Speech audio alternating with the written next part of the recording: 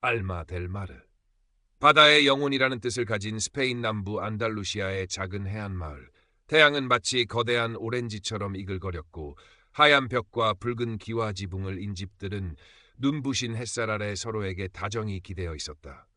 좁은 골목길 담벼락마다 흐드러지게 피어난 부겐빌레아는 강렬한 분홍빛으로 여행자의 시선을 사로잡았다. 클라라는 이 마을에 정착한 지 몇 달 되지 않았다.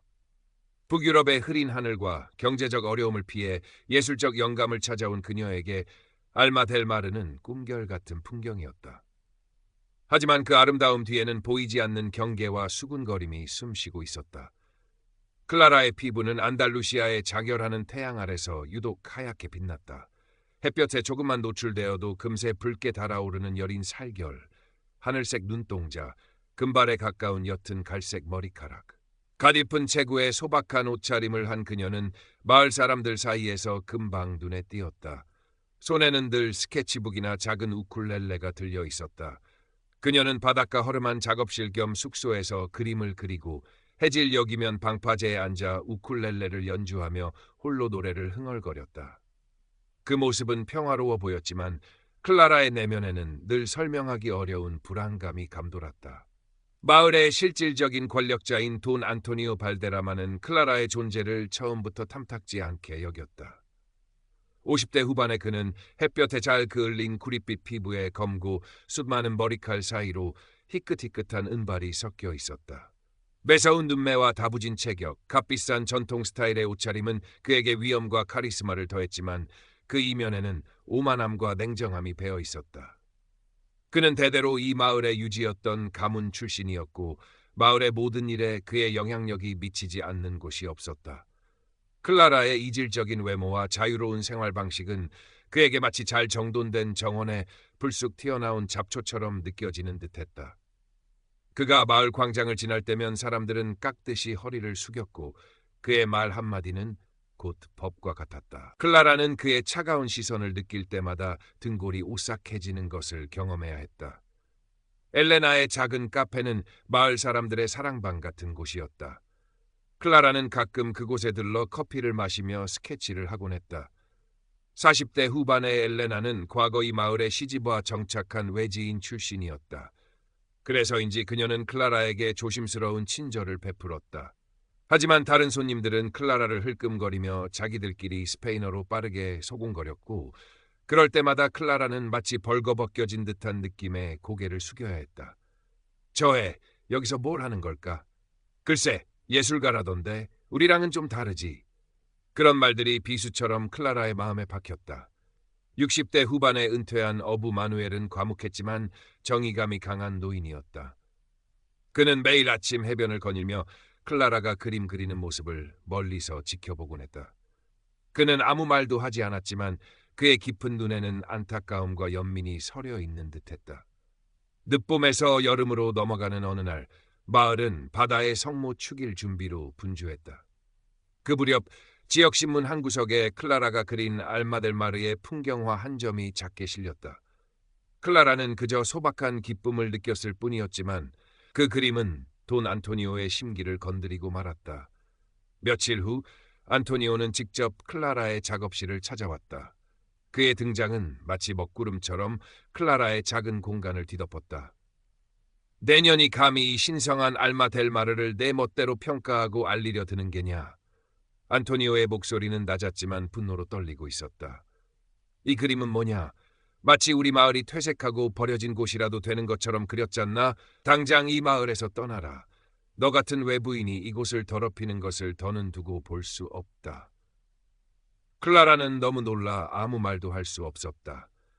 그녀의 그림은 그저 빛과 그림자, 마을의 소박한 아름다움을 담으려 했을 뿐인데 안토니오의 눈에는 그것이 왜곡과 모독으로 비친 모양이었다. 그의 협박은 클라라의 가슴을 얼어붙게 만들었다.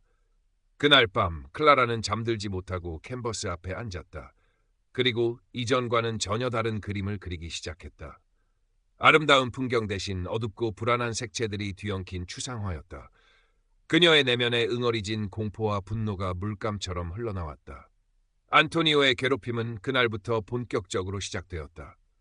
밤이면 클라라의 작업실 창문에 누군가 돌을 던졌고 문을 거칠게 두드리는 소리에 잠을 깨기 일쑤였다.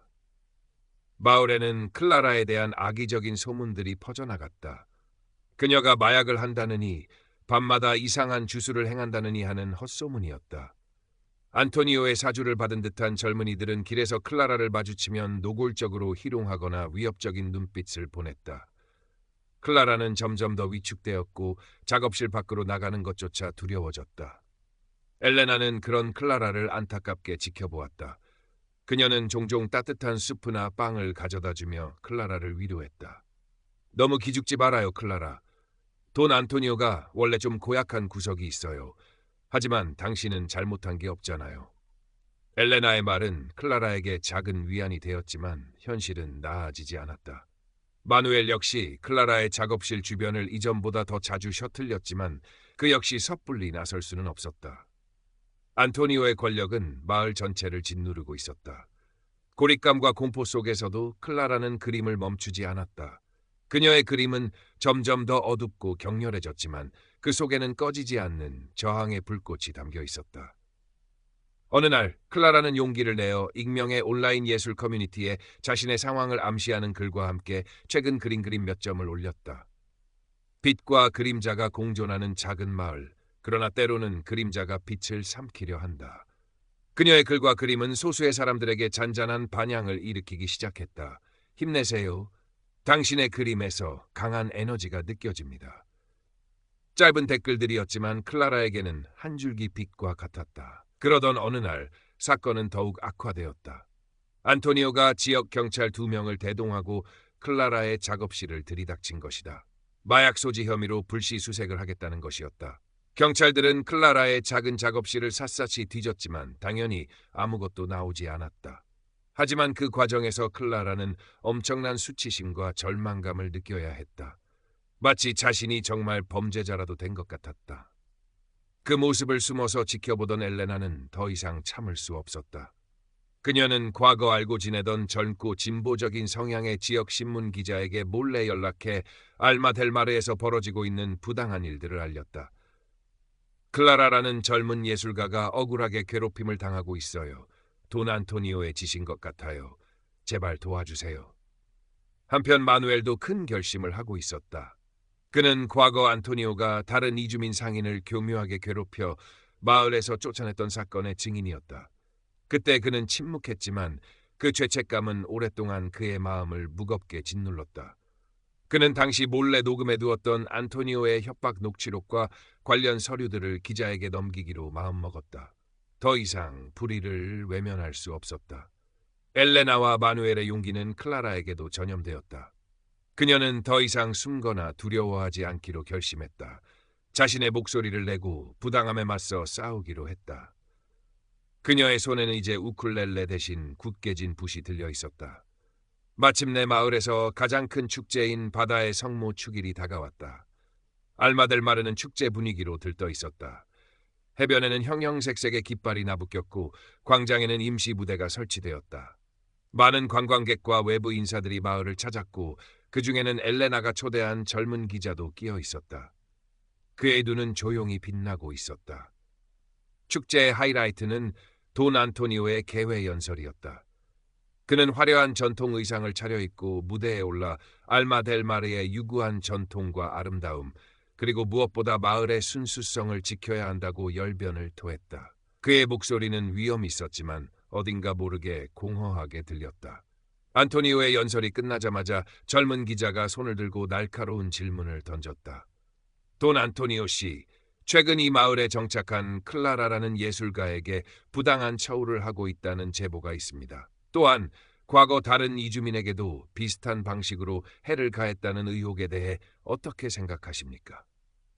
순간 광장에는 찬물을 끼얹은 듯 정적이 흘렀다. 안토니오의 얼굴은 당혹감으로 붉게 달아올랐다. 그는 격렬하게 부인하며 기자를 음해 세력으로 매도하려 했다. 그건 터무니없는 거짓말이오. 나는 평생 이 마을을 위해 헌신해왔소. 바로 그때 마누엘이 천천히 무대 앞으로 걸어 나왔다. 그의 손에는 낡은 카세트 플레이어가 들려 있었다. 돈 안토니오, 당신은 거짓말을 하고 있소. 마누엘의 목소리는 낮았지만 광장 전체에 울려 퍼졌다. 그는 과거 안토니오가 이주민 상인을 협박했던 내용이 담긴 녹취록을 틀었고 관련 서류들을 기자에게 건넸다. 안토니오의 얼굴은 하얗게 질려갔다. 뒤이어 엘레나가 마이크를 잡았다. 그녀는 클라라가 겪었던 부당한 일들, 밤마다 계속된 괴롭힘과 경찰의 불시 수색까지 모든 것을 폭로했다. 그녀의 목소리는 떨렸지만 단호했다. 마지막으로 클라라가 무대 위에 섰다. 그녀는 두려움에 떨고 있었지만 눈빛만은 그 어느 때보다 강렬했다. 저는 단지 이곳에서 조용히 그림을 그리고 싶었을 뿐입니다. 하지만 돈 안토니오 씨는 저를 위협하고 거짓 소문을 퍼뜨리고 제 삶을 망가뜨리려 했습니다. 그녀는 자신이 겪었던 일들을 차분하지만 힘있는 목소리로 이야기했다. 그리고 기자는 클라라가 온라인에 올렸던 그림과 글들이 이미 이 일부 사람들 사이에서 화제가 되고 있었음을 언급하며 그녀의 이야기가 결코 개인적인 푸념이 아님을 시사했다. 광장은 순식간에 아수라장이 되었다. 안토니오를 지지하는 사람들과 그의 위선에 분노하는 사람들 사이에 고성이 오갔고 일부는 몸싸움을 벌이기 직전까지 갔다. 화려했던 축제는 돈 안토니오의 추악한 민낯이 드러나는 현장으로 변해버렸다.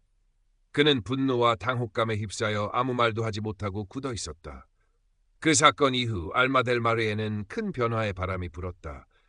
돈 안토니오는 교묘하게 법적 처벌은 피했지만 증거 불충분과 여전한 그의 지역 내 영향력 덕분이었다. 그의 위선과 폭력성은 만천하에 드러나 마을에서의 절대적인 명예와 영향력을 대부분 상실했다. 그를 따르던 세력도 눈에 띄게 위축되었다. 더 이상 그의 말 한마디가 곧 법이 되는 시대는 끝난 것이다. 클라라는 고민 끝에 알마 델 마르에 남기로 결정했다. 그녀의 용기 있는 행동은 마을 사람들에게 큰 파장을 일으켰다. 모든 편견이 하루아침에 사라진 것은 아니었지만 그녀를 이해하고 지지하는 사람들이 눈에 띄게 늘어났다. 이제 그녀는 더 이상 외로운 이방인이 아니었다. 길에서 마주치는 사람들은 이전처럼 흘끔거리거나 수군거리는 대신 어색하지만 따뜻한 미소를 건네거나 가볍게 목례를 하기도 했다. 엘레나와 마누엘, 그리고 뜻을 같이 하는 몇몇 마을 사람들은 클라라와 함께 작은 열린 예술 공간을 만들기로 했다. 클라라의 작업실을 조금 더 넓은 곳으로 옮겨 마을의 다른 소외된 이웃들이나 예술가를 꿈꾸는 젊은이들이 자유롭게 드나들며 교류하고 서로에게 힘이 되어줄 수 있는 공간을 마련한 것이다.